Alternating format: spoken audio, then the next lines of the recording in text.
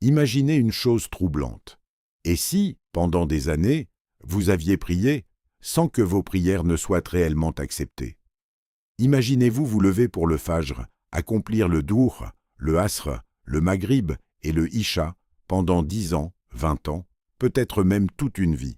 Et pourtant, le jour du jugement, lorsque vos œuvres seront présentées, vous découvrez que certaines de ces prières ne valent presque rien.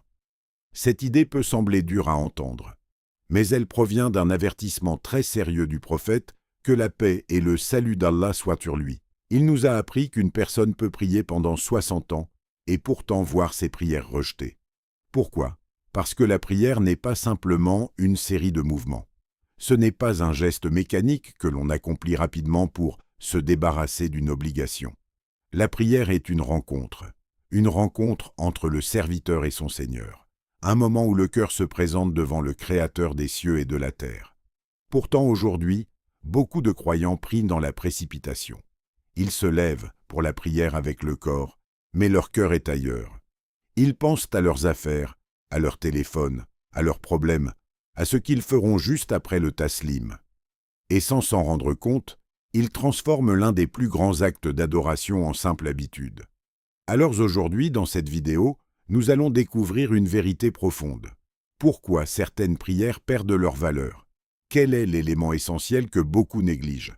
Et comment transformer votre prière en une source de paix, de force et de transformation intérieure? Car lorsque la prière est accomplie correctement, elle peut littéralement changer votre vie. La prière n'est pas seulement un acte parmi d'autres dans l'islam. Elle est le cœur de la relation entre le serviteur et son Seigneur. Lorsque le prophète, que la paix et le salut d'Allah soient sur lui, était sur le point de quitter ce monde, il n'a pas laissé de longues recommandations sur les richesses, les biens ou les stratégies de vie. Son dernier conseil était simple, mais puissant. Il répétait « La prière, la prière ». Pourquoi cette insistance? Parce que la prière est la colonne qui soutient toute la religion. Si cette colonne est solide, tout l'édifice tient debout. Mais si elle est fragile, tout peut s'effondrer. Le jour de la résurrection, le premier acte sur lequel le serviteur sera interrogé sera la prière. Si elle est correcte, le reste de ses œuvres aura plus de chances d'être accepté. Mais si elle est corrompue, alors le reste risque également d'être fragilisé. Cela nous pousse à réfléchir profondément.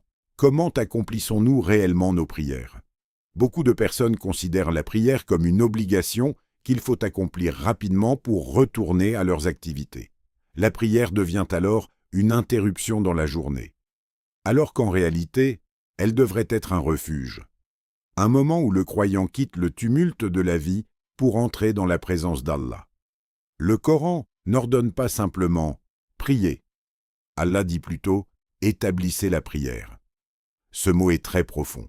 Établir la prière signifie la construire, la préparer, l'embellir, la vivre pleinement. Cela commence avant même le premier takbir. Cela commence par les ablutions. Les ablutions ne sont pas seulement un nettoyage physique. Elles sont une préparation spirituelle. Chaque goutte d'eau qui tombe lave non seulement le corps, mais aussi les péchés. Puis vient le moment de se tenir devant Allah. Imaginez cette scène. Vous vous tenez devant le Seigneur de l'univers, celui qui vous a donné la vie, celui qui connaît chacun de vos secrets, celui qui entend chaque battement de votre cœur. Comment pourrait-on se présenter devant lui avec négligence? La prière est un honneur immense. C'est un privilège que beaucoup d'êtres humains n'ont pas compris. Et lorsque cette réalité pénètre le cœur, la prière cesse d'être un fardeau. Elle devient un rendez-vous attendu. Parmi les erreurs les plus graves dans la prière, il y en a une que beaucoup de gens commettent sans même s'en rendre compte.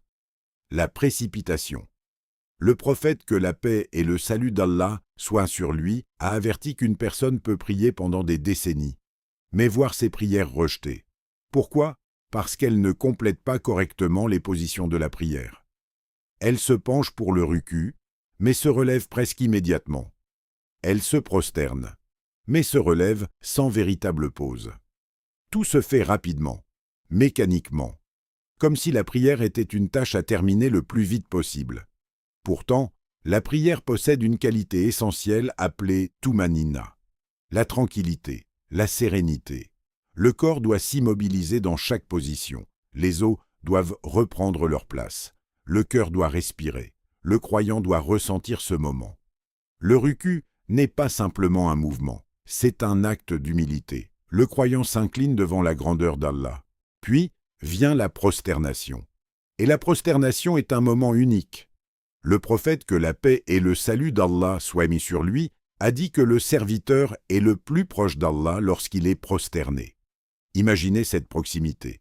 Votre front touche le sol, votre ego disparaît, votre cœur s'abaisse devant son Créateur. C'est dans ce moment que les invocations deviennent puissantes. C'est dans ce moment que les larmes peuvent couler à n'en peuvent couler. C'est dans ce moment que les cœurs trouvent la paix. Mais si la prosternation dure à peine 1 seconde, comment goûter cette proximité? La prière n'est pas une course, c'est un dialogue, et chaque posture possède sa sagesse. Lorsque la tranquillité revient dans la prière, la spiritualité revient aussi. Nous vivons dans une époque remplie d'anxiété, stress, pression financière, problèmes familiaux, incertitude sur l'avenir. Beaucoup de personnes cherchent des solutions partout. Dans les livres de développement personnel, dans la méditation, dans différentes méthodes pour calmer l'esprit. Mais pour le croyant, Allah a déjà donné une solution. Une solution simple, mais incroyablement puissante. Allah dit dans le Coran, « Cherchez secours dans la patience et la prière. » La prière n'est pas seulement une obligation, c'est une source de secours, une source de force, une source de guérison intérieure. Le prophète, que la paix et le salut d'Allah soient sur lui lui-même, appliquait cela. Lorsqu'une difficulté survenait, il se tournait vers la prière. Et il disait à Bilal, « Apporte-nous le repos par la prière. » Regardez la différence de perception. Pour certains, la prière est une charge. Pour le prophète, que la paix et le salut d'Allah soient sur lui, c'était un repos, un soulagement, un refuge. Lorsque la prière est accomplie avec présence du cœur, elle agit comme une purification. Elle éloigne des péchés, elle apaise l'esprit, elle renforce la foi. Mais lorsque quelqu'un prie pendant des années tout en restant plongé dans les péchés, cela doit être un signal. Peut-être que la prière manque de profondeur, peut-être que le cœur n'est pas réellement présent.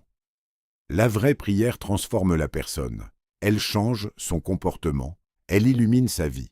La prière n'est pas simplement un devoir religieux, c'est la connexion la plus précieuse entre le serviteur et son Seigneur. Mais cette connexion doit être préservée, protégée, embellie, car une prière accomplie avec négligence peut perdre une grande partie de sa valeur. Alors aujourd'hui, pose-toi une question sincère. Quand tu pries, est-ce un simple mouvement du corps ou une rencontre avec Allah? Prends ton temps, ralentis, concentre-toi, savoure chaque prosternation et transforme ta prière en un moment de proximité avec ton Créateur. Si cette vidéo t'a rappelé l'importance de la prière, laisse un like écrit dans les commentaires « As-Salah » pour montrer ton engagement et abonne-toi à Académie de la Sunna pour découvrir d'autres rappels qui nourrissent le cœur et la foi. Et surtout, ne rate pas la prochaine vidéo qui apparaît maintenant à l'écran. Elle pourrait changer ta manière de pratiquer l'islam pour toujours.